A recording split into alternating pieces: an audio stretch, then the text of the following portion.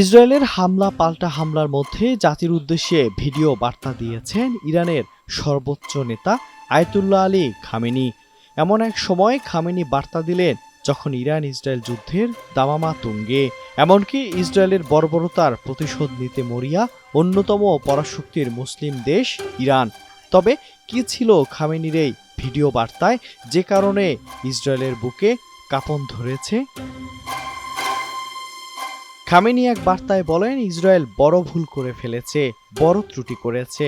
মারাত্মক এই ভুলের পরিণতিতে দখলদার ইসরায়েল অসহায় হয়ে পড়বে ইনশাআল্লাহ। ইরানি জাতি শহীদদের মূল্যবান রক্ত বৃথা যেতে দেবে না মন্তব্য করে খামেনি আরও বলেন, ইরানি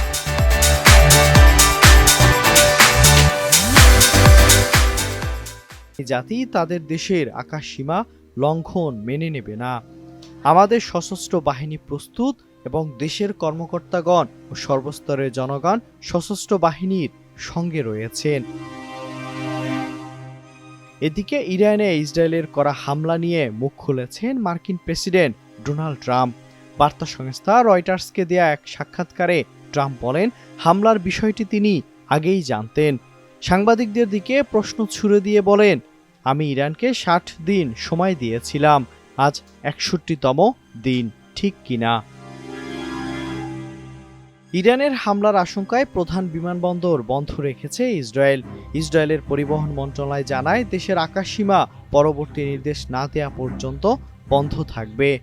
এদিকে ইরান ইসরায়েলের সাম্প্রতিক ঘটনায় জর্ডানের আম্মান বিমানবন্দরে সব ধরনের ফ্লাইট ওঠানামা বাতিল করা হয়েছে। এছাড়া দেশটির আকাশসীমায় বিমান চলাচল বন্ধ করার কথা বলেছে বেসামরিক বিমান চলাচল নিয়ন্ত্রণ কর্তৃপক্ষ।